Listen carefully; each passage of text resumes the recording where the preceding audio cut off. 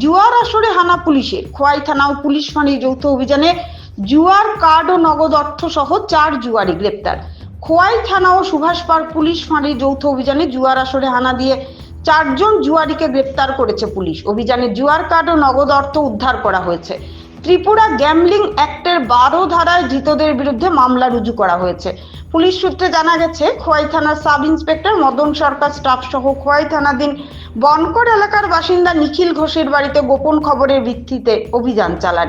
সেখানে 4 জন ব্যক্তি তাস দিয়ে জুয়া খেলছিল। অভিযান চলাকালীন তাদের কাছ থেকে মোট 52টি তাস এবং 3,800 টাকা নগদ উদ্ধার করা হয়। সমস্ত আইনি প্রক্রিয়া মেনে 4 জনকে গ্রেপ্তার করা হয়। এই ঘটনায় 4টি পৃথক প্রসিকিউশন রিপোর্ট দায়ের করা হয়েছে ত্রিপুরা গ্যাম্বলিং অ্যাক্টের 12 ধারায়।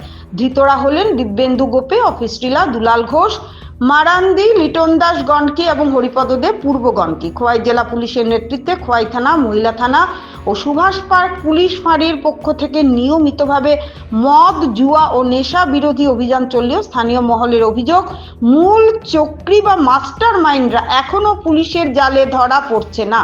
ফলে ধরপাকড়ের পরও নীরবে মদ, জুয়া ও নেশার কারবার চলতে থাকছে বলে মনে করছেন সাধারণ মানুষ। গোপাল সিং এর রিপোর্ট, আসাম প্রাইম নেটওয়ার্ক। কালকে রাত্র প্রায় 11:30টার সময় আমাদের কাছে একটা খবর আসে যে মরানদী বনকর এলাকার নিখিল ঘোষের বাড়িতে জুয়ার একটি আসর বসেছে। অনেকজন লোক সেখানে জুয়া খেলছে।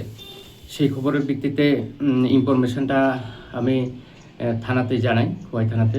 তো খোয়াই থানা এবং আমরা সুভাষ পার্ক আউটপোস্ট মিলে একটি টিম গঠন করি এবং ওই বাড়িতে রেড করি।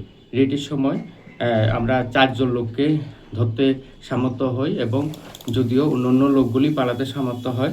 আমরা 4 জন লোকের কাছ থেকে 3,800 টাকা উদ্ধার করি।